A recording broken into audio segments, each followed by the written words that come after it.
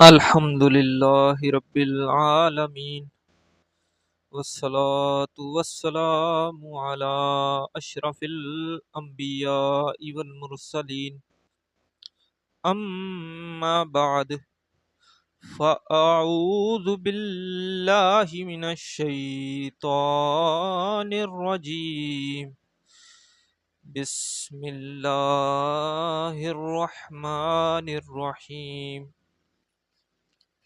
قال اللہ تبارک و تعالی فی القرآن المجید وَلِمَنْ خَافَ مَقَامَ رَبِّهِ جَنَّتَانِ فَبِأَيِّ آلَاءِ رَبِّكُمَا تُكَذِّبَانِ صدق اللہ العظیم وصدقہ النبی الکریم انہ جواد ملک بر رؤوف الرحیم۔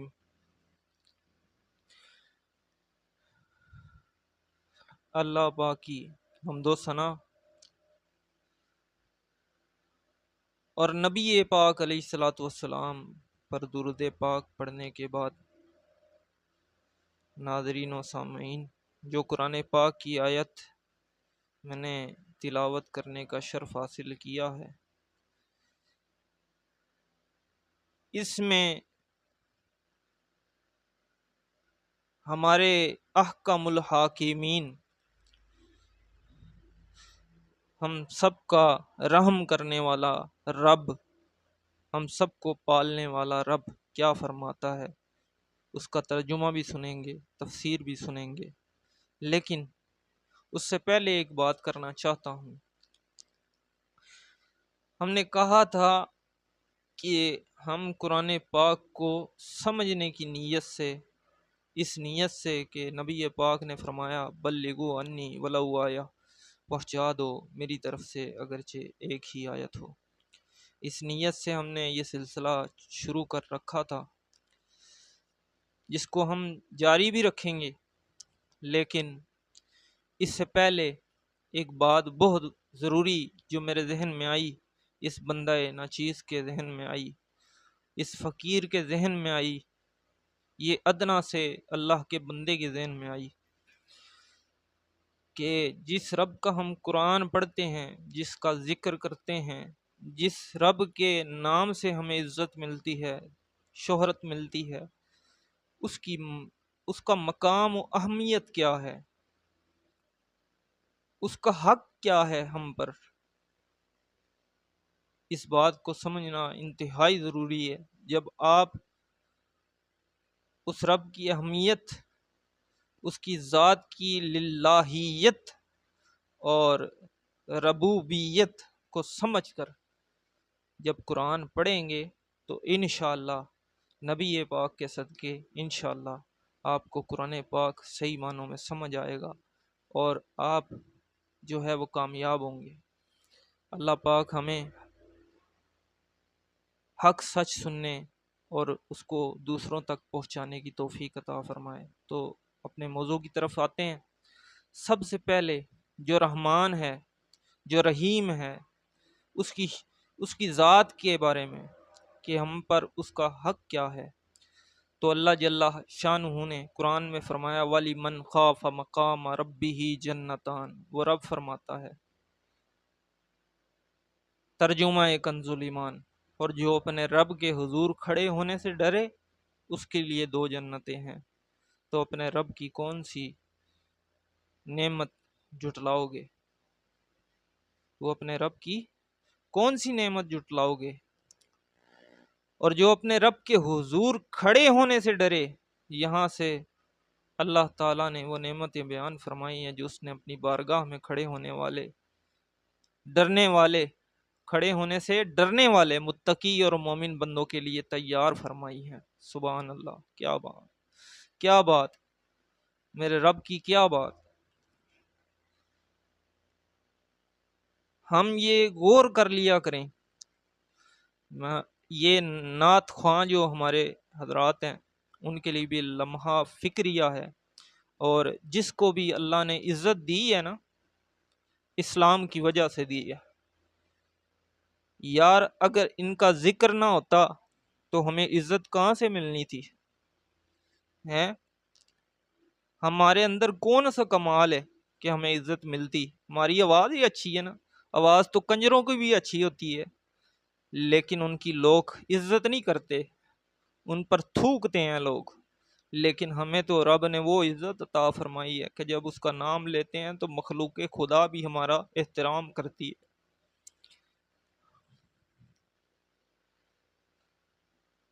تو ہمیں یہ سمجھنا چاہیے کہ ہمارا کوئی کمال نہیں ہے، یہ اس کی کریمی ہے، اس کی رحیمی ہے کہ اس نے ہمیں چنا ہے اس کام کے لیے۔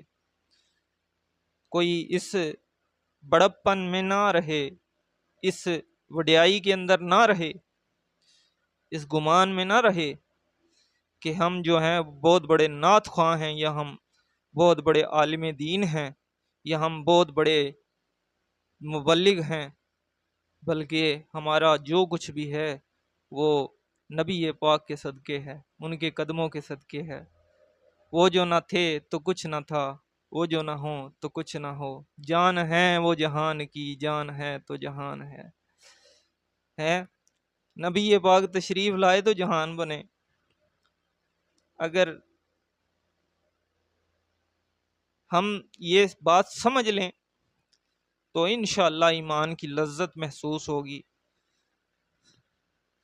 مختصر یہ چند جملے تھے جو میں نے آپ سے عرض کرنے تھے، یہ دل کی بات کر رہا ہوں کہ یار میں بڑا گناہگار بندہ ہوں، لیکن یہ کہنا چاہتا ہوں کہ اپنے رب اور اپنے رب کے حبیب کی عظمت و شان کو سمجھو، اس کی للہیت کو سمجھو۔ ہم روز اپنا محاسبہ کریں کہ ہم کتنے گناہ کرتے ہیں، روز ہم کتنی نافرمانیاں کرتے ہیں، کتنی غلطیاں کوتاہیاں کرتے ہیں، لیکن قربان نہ جائیں اس رب پر کہ جس نے کبھی پکڑ نہیں فرمائی ہماری۔ کیا شان ہے اس کی، وہ کریم ہے، وہ رحیم ہے، وہ غفار ہے، وہ ستار ہے، وہ احکم الحاکمین ہے، بے نیاز ہے۔ وہ چاہے تو زمین کو 1 گھنٹہ بھی ہلا سکتا ہے، لیکن چند سیکنڈ جب ہلاتا ہے تو کیا حال ہوتا ہے؟ ہر بندہ اپنے رب کو یاد کرنے لگتا ہے۔ تو یار کیوں نہیں وفا کرتے؟ ہماری بے وفائی پر بھی ان کو اتنا پیار آتا ہے، اگر ہم با وفا ہوتے تو کیا ہوتے؟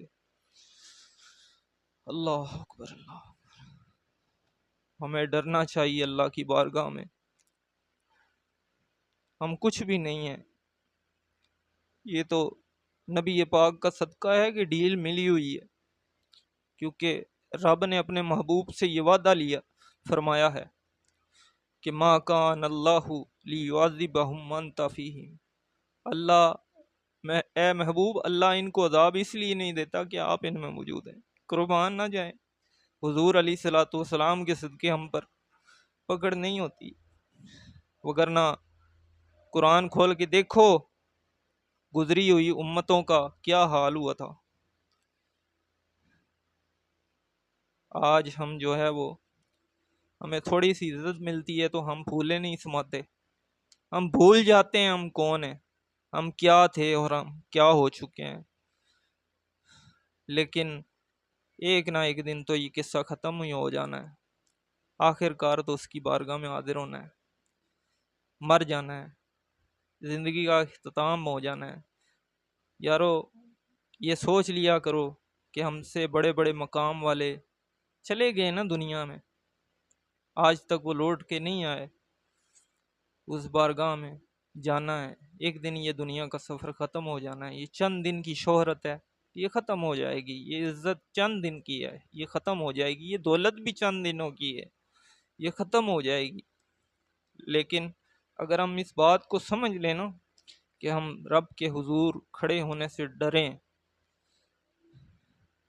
تو یقین مانے جو اس بات کو سمجھ لے اور کوشش کرے کہ اپنے رب کی نافرمانی نہ کرے اور بچے، اور ہر طرح کا ادب بجا لانے کی کوشش کرے۔ غلطیاں ہوتی ہیں انسان سے، کوتاہیاں ہوتی ہیں، لیکن یار اس غلطی کا جب پتہ لگے تو اس پہ شرمندگی بھی ہونی چاہیے۔ ڈھیٹ بن کر گناہ نہیں کرنے چاہیے، اتنا جو ہے وہ ہمیں ڈھیٹ نہیں ہو جانا چاہیے گناہ کرتے وقت کہ ہم بھول ہی جائیں کہ ہمارا حساب لینے والا بھی کوئی ہے، ہم نے مرنا بھی ہے۔ ہم تو گویا کہ ایسے گناہ دڑو دڑ کیے جا رہے ہیں کہ جیسے ہم نے مرنا ہی کو نہیں۔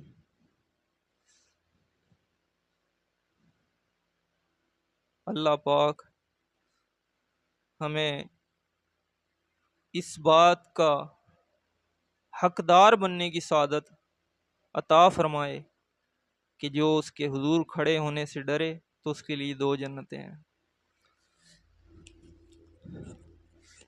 یہ تھی مختصر سی بات اس بندہ ناچیز کی، اللہ کرے دل میں اتر جائے میری بات۔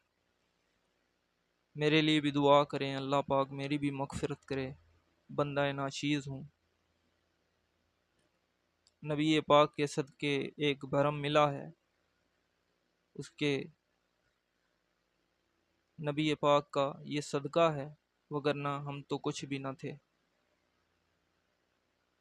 واہ کیا جود و کرم ہے شہ بطحا تیرا، نہیں سنتا ہی نہیں مانگنے والا تیرا۔ ہیں جی، تیرے ٹکڑوں پہ پلے غیر کی چوکھٹ پہ نہ ڈال، جکڑیاں جھڑکیاں کھائیں کہاں، جھڑکیاں کھائیں کہاں چھوڑ کے صدقہ تیرا۔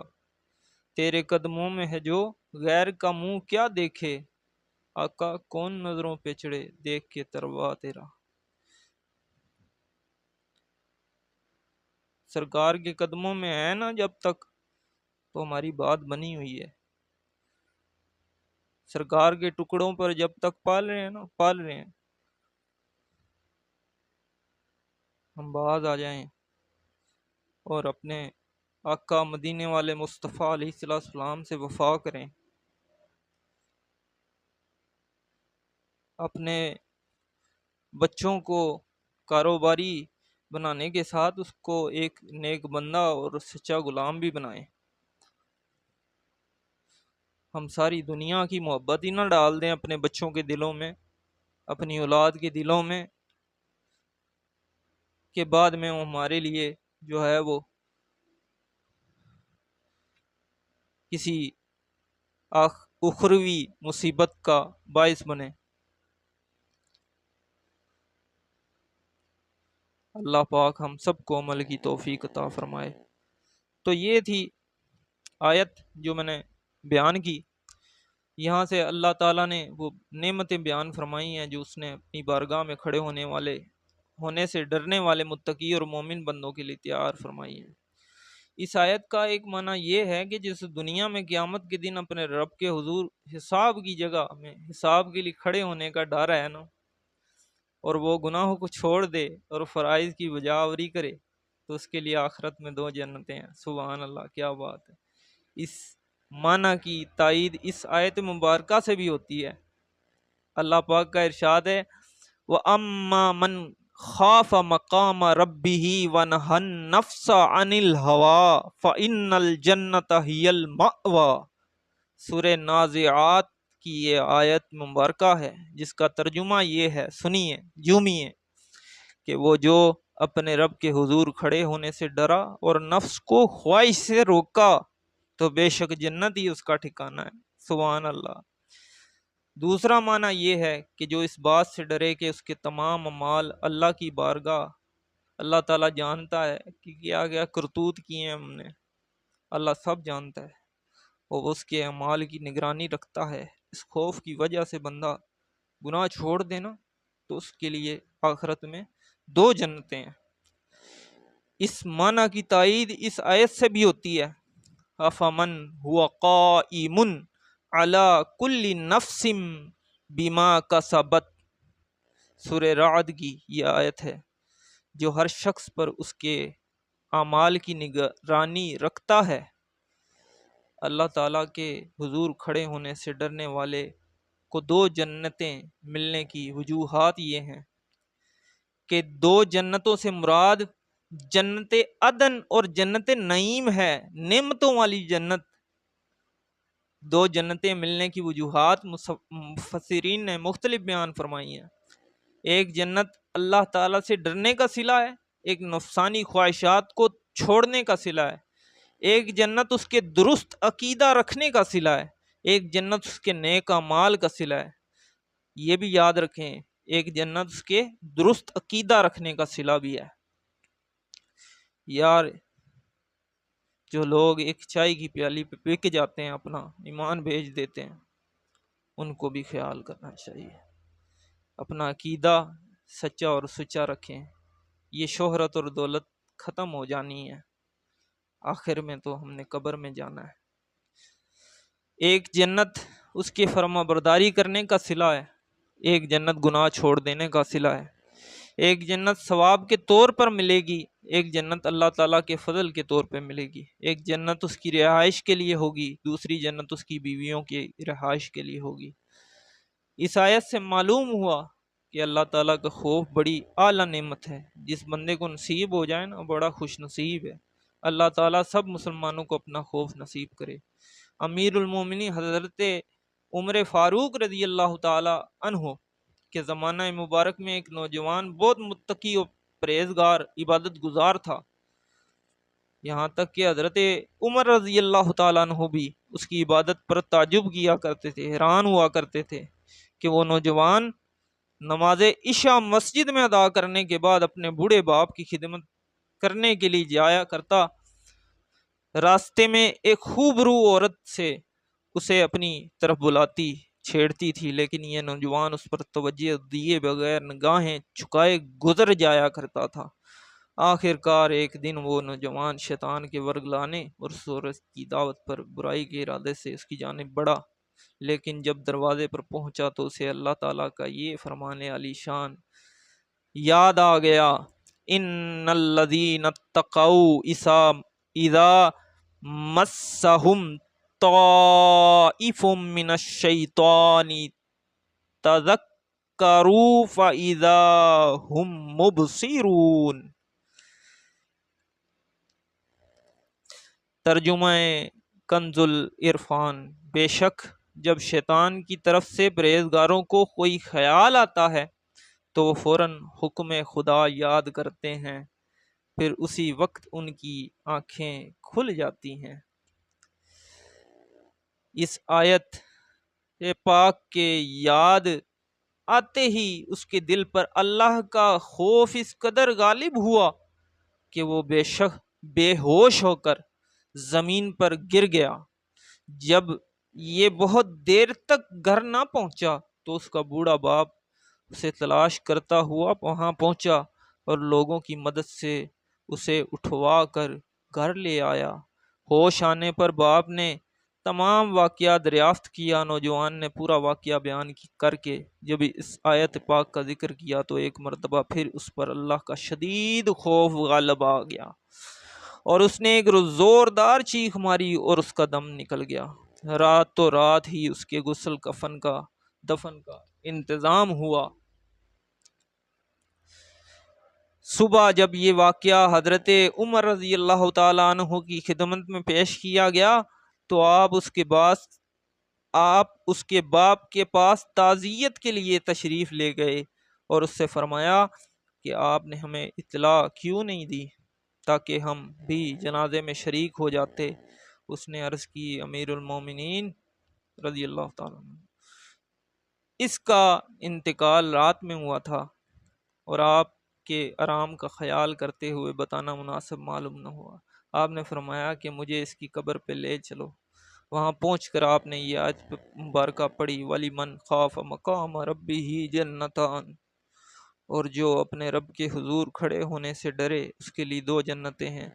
تو قبر میں سے اس نوجوان نے جواب دیتے ہوئے کہا، یا امیر المومنین، بے شک میرے رب نے مجھے 2 جنتیں عطا فرما دی ہیں۔ سبحان اللہ، کیا بات ہے۔